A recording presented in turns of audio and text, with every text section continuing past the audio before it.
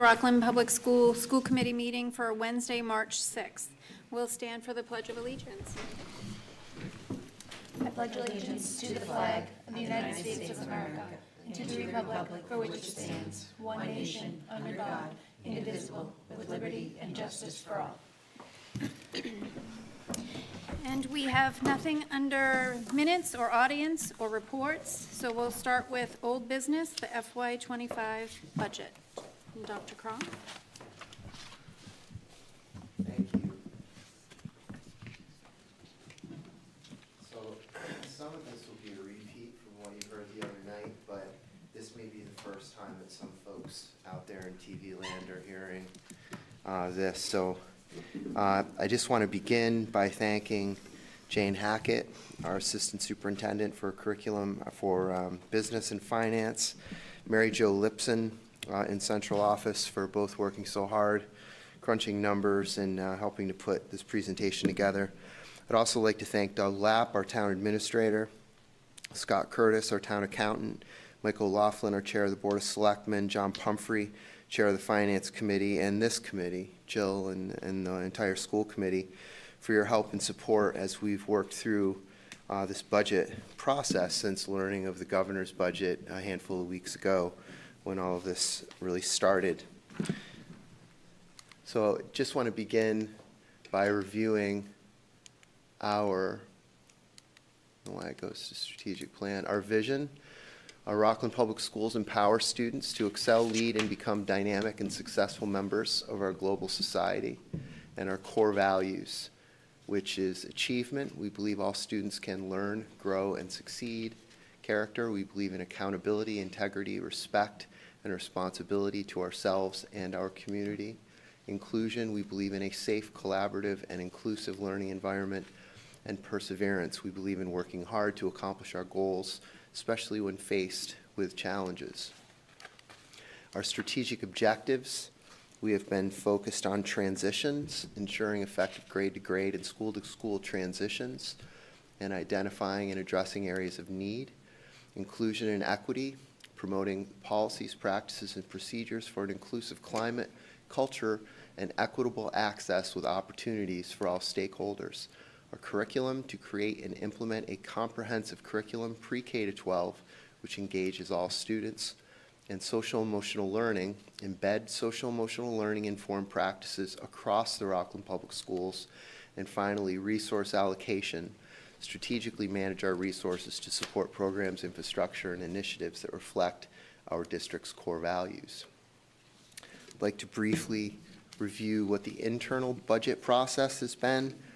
We began by meeting with the senior administrative team, that's principals, and Linda Maniglia, our pupil personnel leader, and to talk to them about their needs for the upcoming year.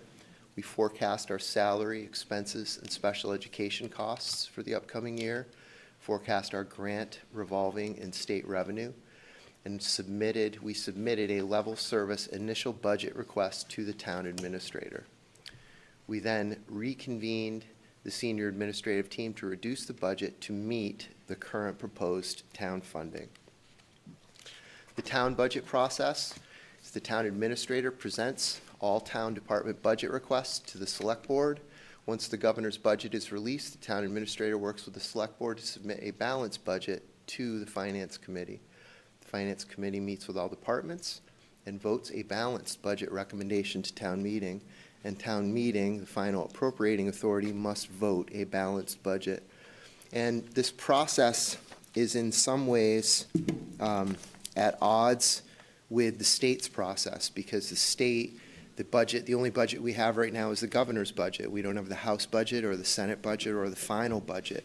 So in some ways, it's frustrating to be working ahead of knowing what the final budget numbers are going to be, but it is our system and it's not perfect. And I'm sure someone at 50,000 feet understands why it works this way. Leading into this current school year, we reduced through attrition a number of positions. We knew that the COVID money, ARPA money, was going to be coming to an end. So we saw a budget cliff of sorts at the end of this year coming. Anticipation of that, we made some cuts totaling $820,236.09, including an assistant superintendent, a grade 1, 2, 3, 4 teacher, 2 special education teachers, a speech pathologist, elementary secretary, library paraprofessional, grade 1 teacher, an elementary night custodian, and a middle school, high school day custodian. So these were positions that, heading into this school year, we did not replace or we eliminated in anticipation of a tight budget season upcoming. Our current budget goal has been level service. That is to maintain current class size, maintain our program of studies at the middle school and high school and elementary, obviously, continue our academic and social emotional support structures, continue all extracurricular activities, maintain our current transportation program, and accommodate the increase in special education costs that have played such a large part in what we're talking about here today. Our current budget status, this is a below-level service budget, and what we are working toward, if you follow from the top town meeting across, you have our FY23 actual at 27.9, you have our FY24 approved at 29,806, and that was a 6.7% increase for last year. The FY25 proposed is $30,731,362, and that represents a 3.1% increase from the previous year. The following line, town meeting free cash. If you look under FY24, this is assuming that we get $700,000 in free cash to help with unanticipated special education costs. That is a 180% jump from what we received in the past, and we're proposing an additional $300,000 for FY25. If you go to reoccurring grants, you'll see that we're using $1 million of grant money. Our relief grants, we're using $875,000, and we're proposing $400,000 for FY25. Circuit breaker is an area where we're a little uncomfortable. We feel like we're extending ourselves a little bit there, using our circuit breaker money, but again, trying to close gaps and minimize whatever cuts we may or may not have to make as this budget process plays out. But we are looking at using $2 million in circuit breaker money and $1.5 million for FY25 proposed, and that gives us a budget that balances at a 3.01% increase. If you go down below to expense line and you look from salary across, very important number is the 2.7%. There's at times talk about the cost of teachers and the cost of how much we pay our teachers and what our raises look like, and that can often be something that's discussed at the grocery store or around town. We settled with the union 2 years ago for 3 years at 2.5% for each year, 7.5% over a 3-year period. That is arguably one of the lowest rates of increase of any district that I'm aware of in Massachusetts. And we did that because we had never gone above 2% prior to that. So 2.5 was a really big deal for us to break through that ceiling. And we're always aware of our increases in relation to our colleagues in police and fire, and we're always trying to keep ourselves on a similar track so that there is an animosity between and among departments. So I think that our teachers should be praised and appreciated for their reasonableness in negotiations. 2.5% when most of us are living with an 8% inflation factor day to day at the gas pump and at the grocery store. This is a pretty big ask. And we settled these contracts in, I'd say, a record time. So I'm very, very proud of the work that we do with the union and the relationship that we have and how far that goes, it actually translates into over from 23 to 24, we're looking at a 2.7% salary increase, and our FY proposed, actually, because of all the cuts, would actually be a 0% salary increase for FY 24-25. Special education out-of-district tuition for FY 24, you can see that our FY 23 actual was $2.3 million. Our FY 24, this current year, is forecasting to be $3.7 million. That's a 57, nearly 58% increase in the cost of out-of-district tuition.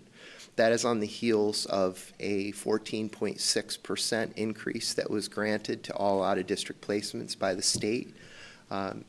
SPED transportation has gone up by 91.3%.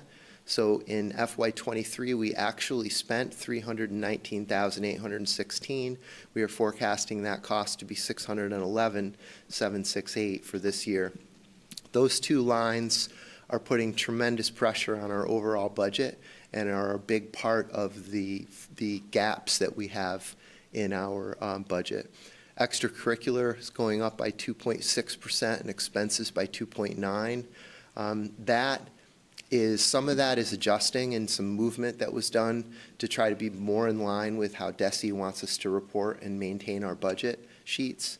But also, we're a little concerned with those low numbers because we're not sure that that's going to get it done, to be honest. So we're a little concerned, but again, we're trying to come up with a balanced budget. The subline, you'll notice FY23 went from 352,731 in FY23 as an actual, up 24.7% to 439,849. We currently have 21 maternity leaves. So when we have a maternity leave, we're paying for a substitute and the teacher who's out on maternity. I have never in my life heard of a district having 21. I'm sure it's no big deal to a big place like Boston but to a little place like Rockland, that's a lot of folks out on maternity. So I'd like them all to stop, please. Because that's a big budget line. No, I'm just being funny, but that is why our subline is up. Chapter 70, just want to talk about Chapter 70. If you look across the top at this slide from right to left, this is another big part of our budget gap. The forecasted increase for Chapter 70 based on the governor's budget is 0.35%. That's only $65,580 more than we received the previous year. And if you look at FY23 and FY24, you can see those increases were much more substantial. Prior to that, we still had some COVID money that helped us get through that lean year of the 0.49% increase. But the COVID money is gone. So when you look at that low increase for FY25, it puts us in a very, very tight place. The town meeting appropriation for FY25 at this point is at $30,731,362. And that's an increase of $924,469, and that's at 3.1%. I want to thank the town for how generous and cooperative they have been throughout this process. They are, normally we have a 70-30 split arrangement with the town, and when the Chapter 70 news came through, immediately the town manager was talking about giving all of the Chapter 70 to the schools. And in addition to that, was talking about giving us all of the Medicaid money, which is $300,000. So I think, although that doesn't solve our budget issues, it does make a grand statement, I think, about our cooperation and where we are, that we're all working together to try to solve this. The amount of Chapter 70 depends on whether we're a foundation aid or minimum aid district, and how much the town can provide the schools is directly related to the amount of Chapter 70. Rockland, we constantly live on the line between these two categories. We slide in and out of being a foundation or minimum aid district. And according to the budget, As I already pointed out, our annual increase decreased from 2.1 million in FY24 to only 65,000 in FY25. So we are not alone in this Chapter 70 problem. 74%, or 236 of the 318 school districts in the Commonwealth are receiving less than a 3% increase in Chapter 70, according to this current budget as proposed by the governor. 70% of districts fell from foundation to minimum aid because of the foundation, the inflation factor. So they have this very complex formula, and then they multiply it by a number. This year they chose 1.35 as an inflation factor. It's capped at the state level at 4.5%, which is what they've used for the last 2 years. So as you'll hear more about, our advocacy work has been really pushing on the legislature, who we understand have the latitude to make this change without changing the law, to increase. We're asking that they increase the inflation factor to 4.5% as they've done over the past 2 years, because the inflation factor is what's really driving our low Chapter 70 number at this time. When we're advocating for them to apply the 4.5. So far, when the governor's budget came out, we immediately called for a meeting, met with Doug Lapp, John Pumphrey, Chair of FinCom, and Scott Curtis, the town accountant. We sat down to talk about it. We spoke twice with the Massachusetts DESE Commissioner Riley. We met with the CFO of DESE, Bill Bell. We met with Rob O'Donnell, the director of Chapter 70. We spoke with Tom Scott, who is the head of the Massachusetts Association of School Superintendents. We spoke with the Massachusetts Association of School Committees, and we sent a letter to Senator Keenan and Representative DeCoste. And then we also had a very fortunate meeting with Michelle Lyso, who is from the Office of the House Speaker, Ron Mariano. And that's the next group that's going to work on propose their own budget. So just making sure that they really understand what's going on in Rockland, not just Rockland, but communities like Rockland. We also met with Senator Keenan on the 12th of February.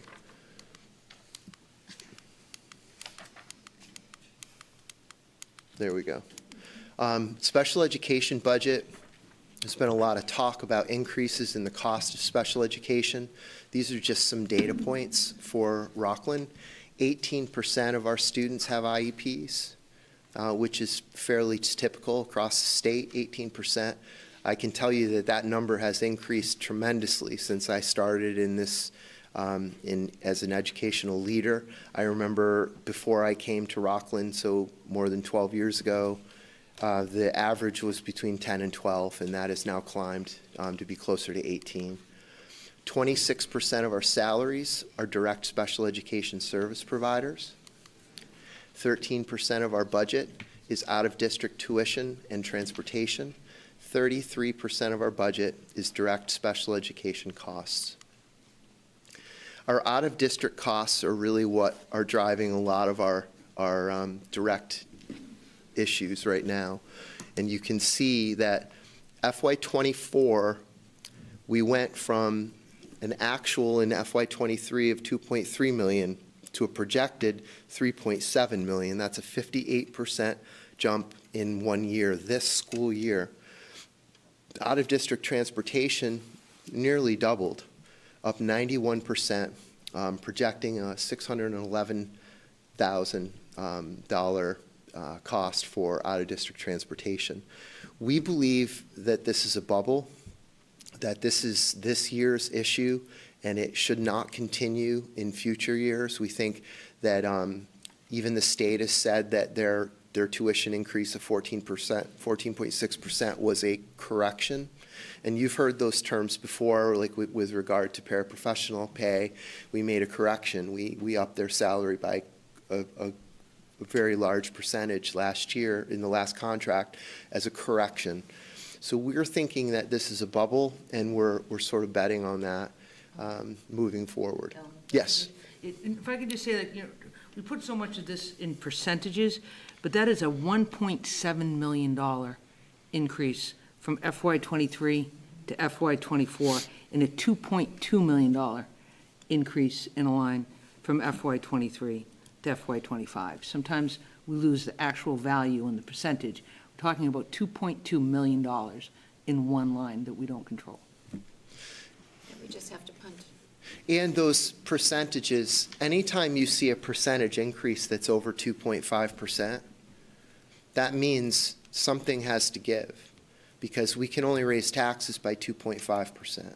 So it's, anytime those jumps go that far, it creates a real problem.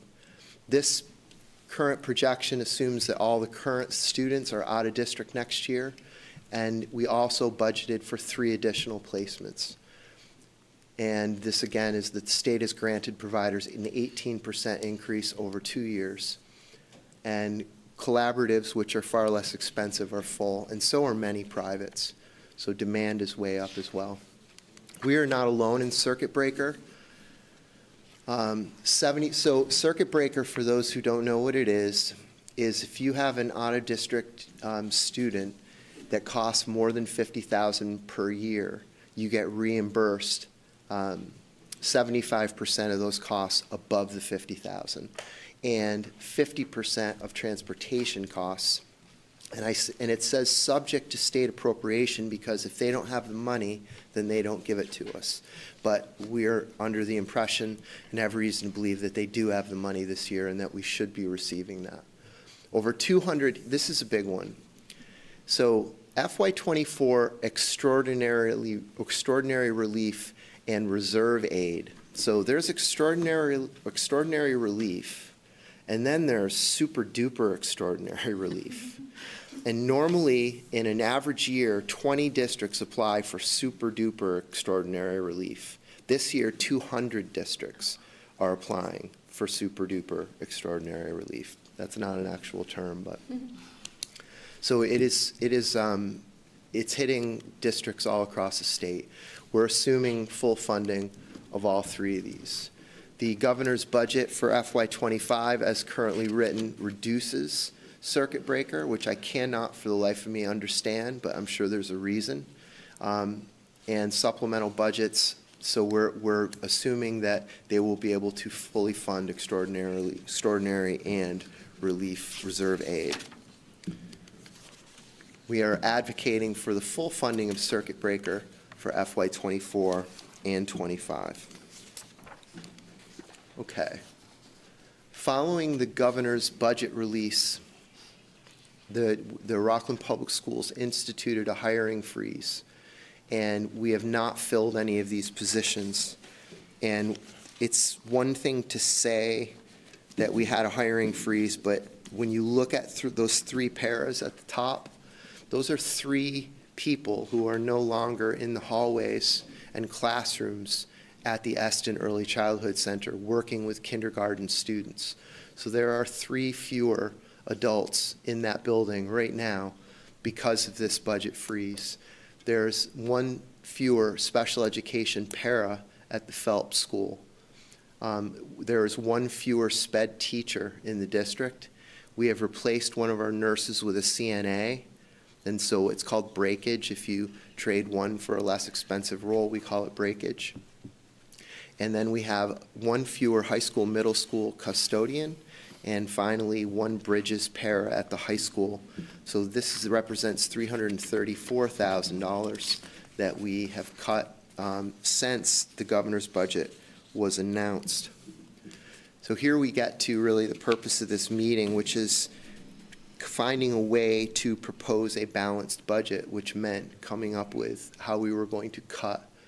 So the FY25 proposed number stands currently at $26,707,951, which represents a 0 increase in salary costs for FY25. And again, the year previous was at 2.7.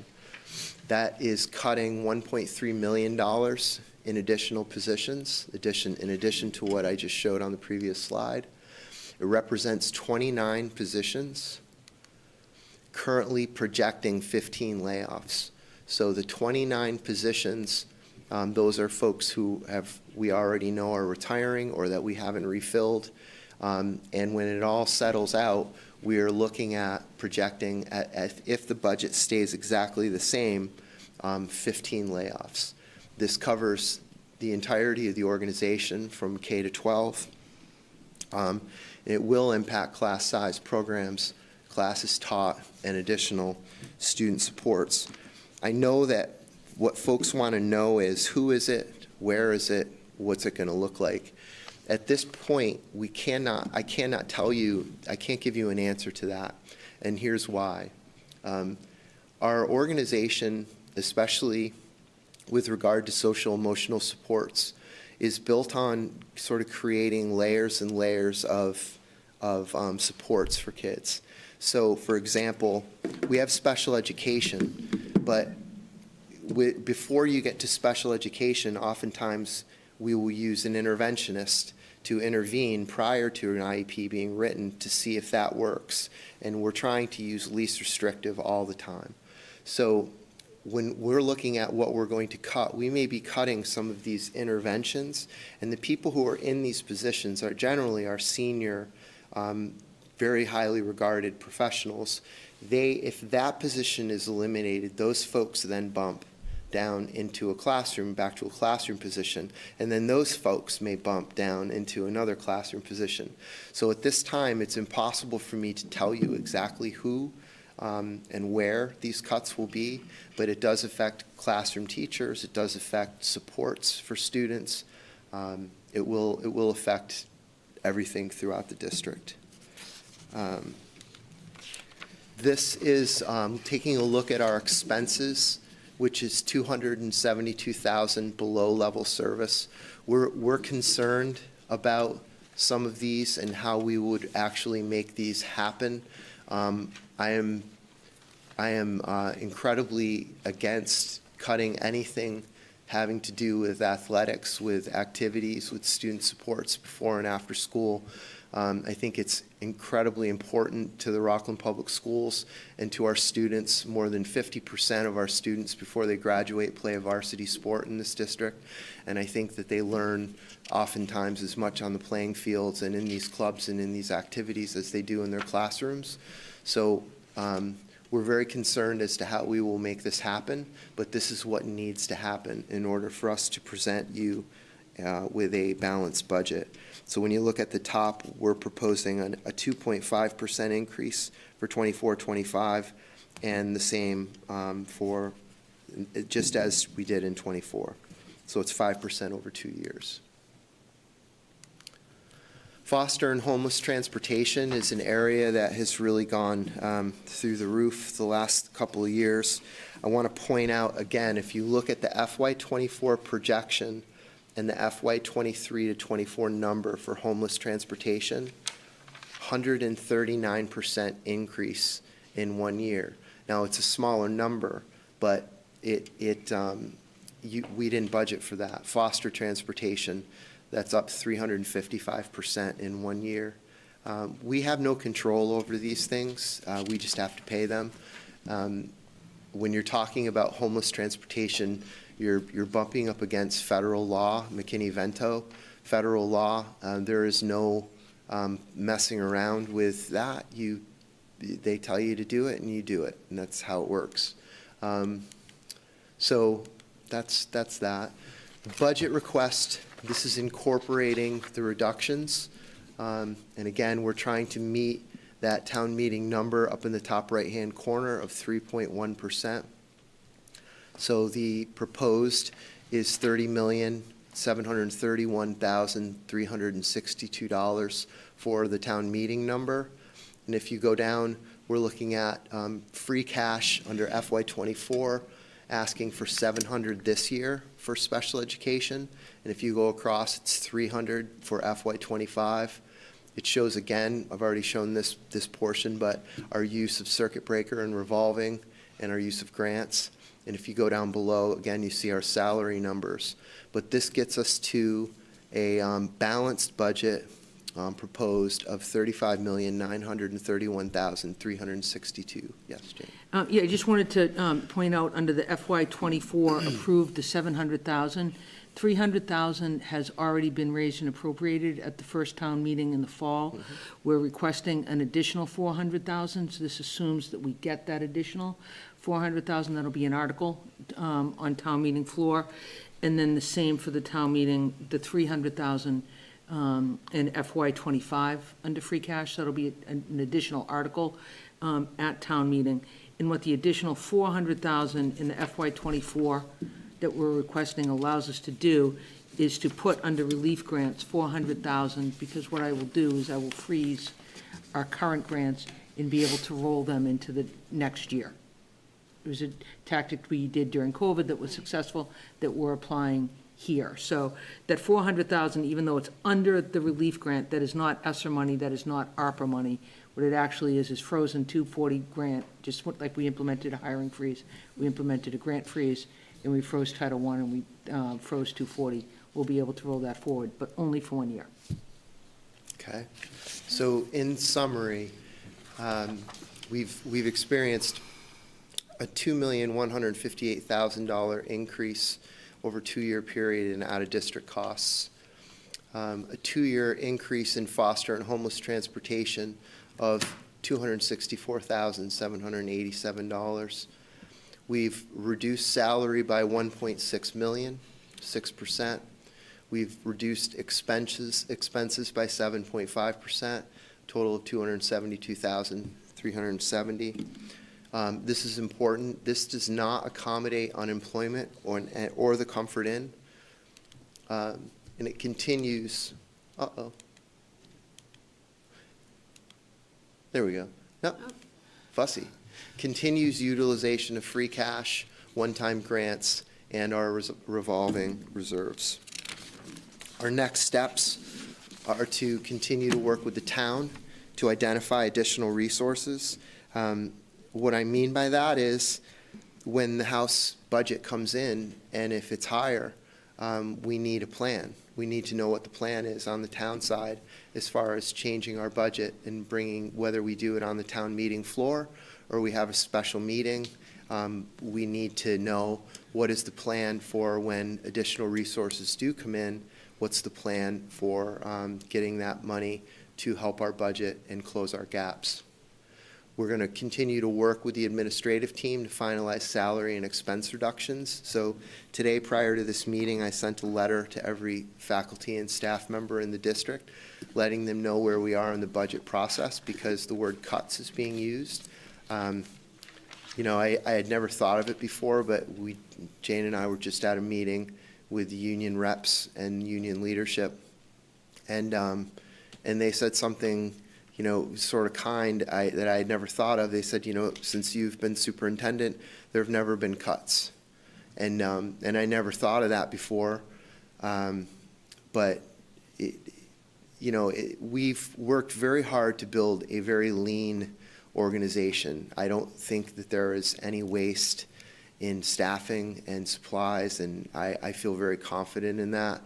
And I think one of the things that came out of my meeting this afternoon was when one of our building reps raised their hand and said, you know, we're already having trouble keeping up with what we have. How are we going to do it with less? And all I could say to that was how hard we're fighting on the state side for additional funding. All I could say to that was, we're a team, and we have everyone rowing in the same direction. We're not infighting in this town. We're not doing it.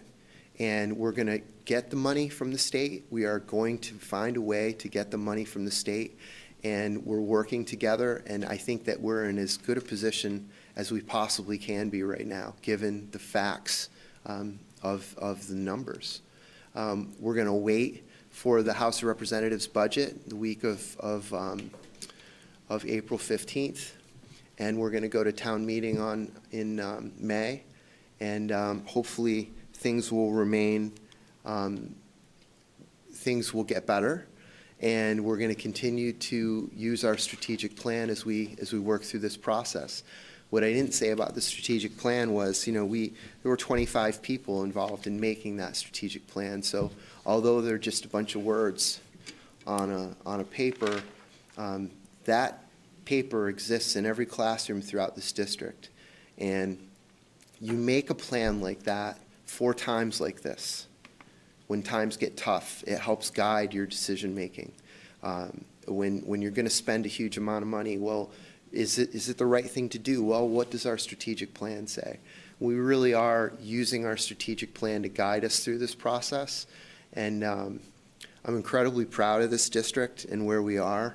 And as I've said numerous times, I want us to be proud of how we carry ourselves in the next 6, 8, 10 weeks, 12 weeks.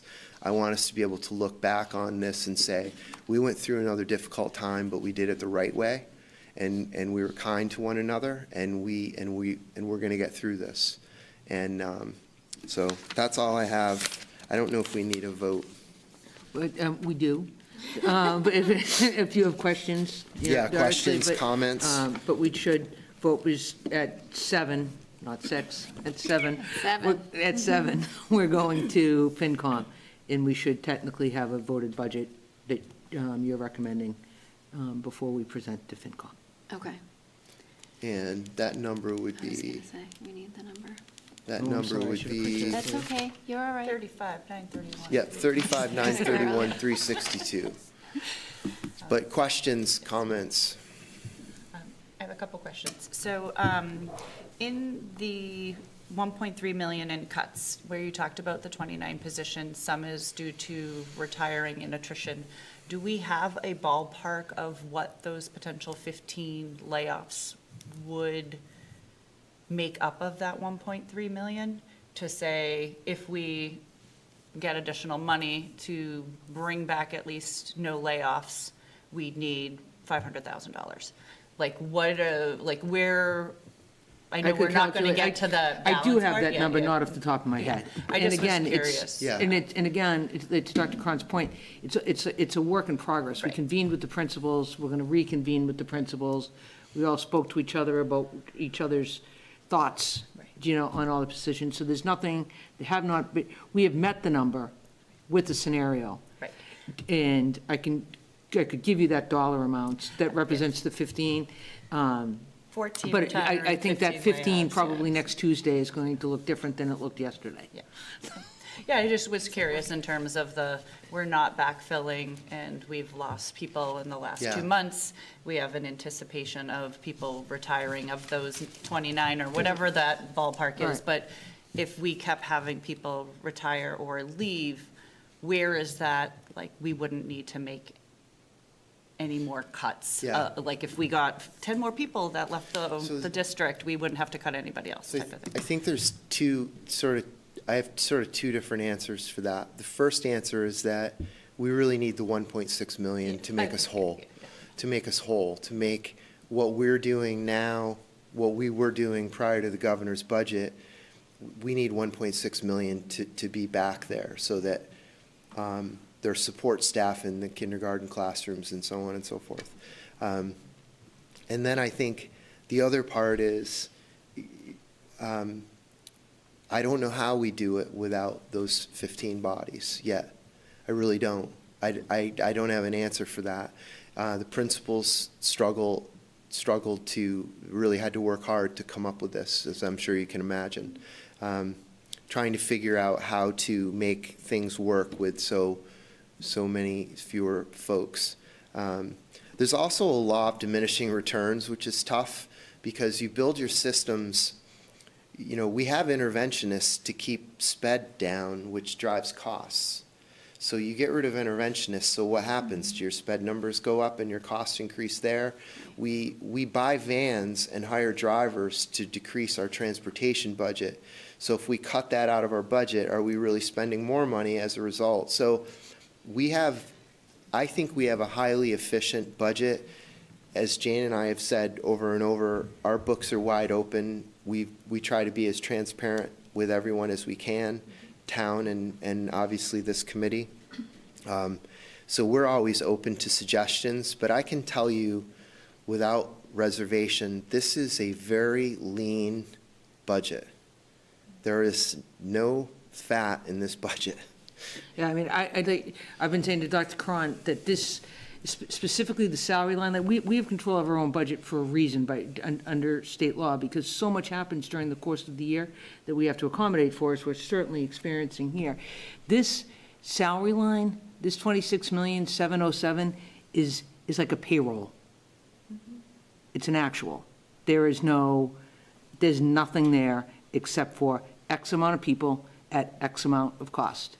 What their contract says they are going to get paid next year is what that 26,707, there is nothing in there for anything else. It's like a payroll. We've talked about like transportation. We transport K through 12, and a lot of districts don't transfer their juniors and seniors. But we've always said the goal is to get the kids here.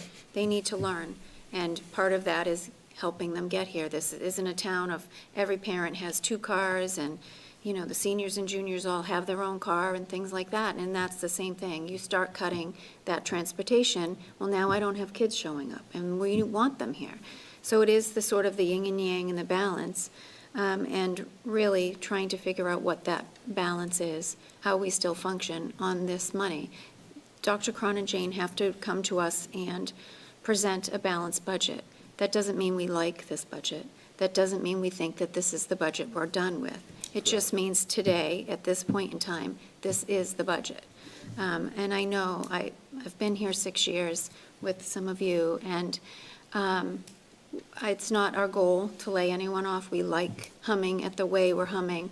We believe in this town, we believe in this district, and we want it to continue that way. So it's not taken lightly. It's not tossed on the table for shock factor. They are people, they're our people, they're our kids. So it's a big deal to us. I'm sure you're losing sleep as well as I on this fact. And it's something that it definitely takes a balancing act to try to make it really work and come together. So thank you both for that. And I'll go back to you guys. Keep asking your questions. I have a question just about in your conversations. First of all, thank you for the amount of advocacy that you've been doing to get back to the point that it's our kids that we're talking about. But is there a conversation about the rising costs of SPED and the state being able to supplement that, right? Like we know that the kids are still sort of suffering ramifications from not being in school, and more issues are driving the need for IEPs and for special education. And yet there are mandates on what need to be provided. The state is requiring or authorizing increased costs to provide that. What sort of advocacy are our senators and our elected officials doing to support us in taking care of those kids? We've been saying exactly what you just said to them since the budget came out. I mean, I'd even take it one step further and say, this state and our Board of Education is heavily committed to equity. Diversity, equity, and inclusion has been a theme. They've changed the IEP forms to be more aware and thoughtful around issues of equity, diversity. This budget is not that. And this state budget is not promoting equity and inclusion. This state budget is hurting towns like Rockland, and we are like many communities in this state. And this budget is not making that kind of statement. It is shameful, quite honestly. And I have been very outspoken about that because it hurts towns like us more than others. Other towns have rainy day funds that they can go to when they have a bad year. Some towns are going for overrides. It's not going to happen here. And we are doing the work of working with 61% of our students being high needs, and increased, well over 300 students who are non-English speaking students. We are dealing with all of those urban type issues here in Rockland, and quite well, I would add. but they are not providing the resources that we need. And so all I can say is it's important that we recognize where the problem is and we don't fight with one another in the meantime. It's important that we understand, we need to be putting pressure on the legislators and on the senators to make these changes because it needs to happen. It's having a real effect. Well, I mean, to Jane's point, if you look at not the percentages, but the actual increase in tuition for out-of-district placements, that was over $2 million in 2 years. 2.2. Yeah. And that, if that wasn't authorized, we would close the gap, we wouldn't be having this conversation. Absolutely. And then there's 82% of our population that are paying the price for an increase in, not that those kids don't deserve out of district, that's not what I'm saying, but I'm Right. saying that added expense without the state support, right, saying like, you have to pay more, but we're not gonna help you pay more. I think that, you're right, like, it's not the teachers, it's not anything else, it's really just looking at that increase that we talked about when it came through, that like, this was not sustainable and not going to be good. Right. And really, I think just pushing the, like, how do we all, and this is a little bit of a rhetorical question, but how do we all push our state elected officials to say, like, you need to support us in taking care of our kids? Yeah, and some of it, we have to be honest, state receipts are way down. So their income, the income to the state this past year is way down. I get that. Inflation is real. I get that. It affects the cost of borrowing money. It affects everything. It affects the gas pump, the grocery store, and it affects a state's ability to maneuver and do things. I get that. Some of this blame lies with the federal government and its inability to push. Just take the issue of the immigration issue, the issue of the Comfort Inn. That's a federal and state partnership that is not working. It cost us $200,000 to transport kids who will never set foot in this district because the federal government and the state government can't get their act together and communicate and support one another. Now, if they're playing politics with it, shame on them, because there's an election coming up and everybody's playing politics. If that's the case, shame on them. But it's not all the state's fault either. So the federal government owns some of this as well, in my opinion. So all I can say is vote. Everybody needs to vote. And we are, believe me, our senator and our state rep know us very well, and as well as some others that we've met through this process. And we are letting our feelings be known. I know they have a lot of priorities too. Childhood, hospital work and taking care of the elderly and roads. And I understand there are many priorities on the state's list of to-dos, but schools are the backbone, in my opinion, of this country. Public schools, we are the backbone. Where did all these medical services that used to be done outside of school, they're now all here? Speech, language, OT, PT, connecting families with doctors. This is all being done in your school systems now. So support them, support them. Yeah, the schools have become the infrastructure for every social Absolutely. support system there is in this country. And Yeah. honestly, how do you break cycles of poverty? You break it with education. Education. So if you want to make any difference in this world, Yeah. you should be supporting the schools and you should be making, the schools a priority. And we welcome that, quite honestly. We saw during COVID, we're set up for it. We were testing people, we were vaccinating people, we're set up for it. We were feeding people, we were clothing people, and we're set up for it. We're fine. But give us the resources to do it. Right. That's all. Give us the resources to do it, and we'll knock it out of the park, Right. so. Anyone else? I'm sure everyone's heard my voice enough. I have one question. Sure. It can be tabled, and it could be me and Jane looking at it, but I'm a very numbers person. So I know we're focusing on FY25 in this grid that's on the screen here. So from the circuit breaker and revolving, which I know you've done great work with sort of looking at that and moving it.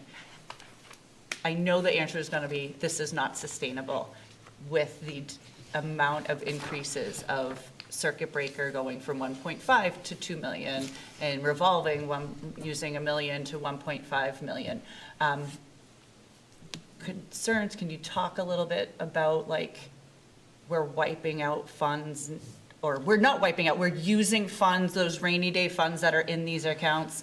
We are, we're concerned. But are we gonna ever get to the point where, it's gonna be going the opposite way and going negative, because we are just not recouping and having enough in that revolving fund to cover $1 million next year, because we use 1.5 this year. Yeah, I think it's important to understand what the revolving accounts, what are the revolving accounts? Okay, let's just ask that question. What's the revolving account? The revolving account is school choice, predominantly, okay? And we have built school choice up over time to carry between $800 and $1 million, and we use it. We use about 300 to 400 a year. This is obviously increasing that utilization. All right, school choice is going to be on your agenda for, in a few weeks, for you to come in. It is building rental. All right, it is WRPS. It is daycare. It's everything but cafeteria, because it is exceptionally strict where you can and cannot use cafeteria funds for. But Mary Jo Lipson is an outstanding accountant who does a phenomenal job projecting revenues and expenses. But yes, it is unsustainable, and that's why it was on one of the lines of the summary, and it's something that we would like to nurse ourselves off. Circuit breaker, I'm a little bit more optimistic with it, because as long as state funding continues, I'm not sure we can sustain 2 million. I know we can't sustain 2 million, but maybe 1.8 or 1.5, depending, on what we've done. But the relief grant, the 400,000 of the freezing and rolling, which really can't be done if the town doesn't give us the 400 at town meeting. That's really the big that's the most unsustainable figure there is in this. And I will say, we are exhausting approximately 80% of this. We're rolling approximately $1 million into circuit breaker from this year into next year. Our forecast is that next year we're only rolling 200,000 of circuit breaker. So that's where I was sort of getting. What are those balances that we're kind of using now that will We're start rolling 800, right, lower? we're rolling 800 in school choice, and I'm projecting rolling 300 For next year. for Because I next year. think when people, or I don't know if someone would look at this and say, oh, well, they just decided to add an extra 500,000 between last year No, and I this think year. it's a very good question. Where are they getting that, and why isn't there more? Is there more money that we Right. could cover another $400,000, but we would go to zero and Right, revolving? and I'll say many districts, we're not required to show any of this. We're only required to show the town meeting appropriation in this forum, but we're showing everything, because that's our relationship. That's our relationship with you, the relationship with the staff, our relationship with the town. These are all our revenues. We don't have any grants hidden, we don't have any revolving. This is it. This is everything that we have, and we're putting up 80% of it. And with a salary line that is a payroll. Right. So that's, we cannot go any further in FY '27. What we're really hoping is that this is a correctional bump. This is a correction, and we're throwing, and the town is helping, putting everything we can towards this correction. At 2.2, if you add it up, it's a $2.4 million increase in homeless, foster, and SPED. And we're hoping, and going forward, that those increases are going to be significantly less, which will allow us to decrease our reliance And they have on the to recurring be, revenue. and that's where the state comes in. So our advocacy with the state, they need to regulate that.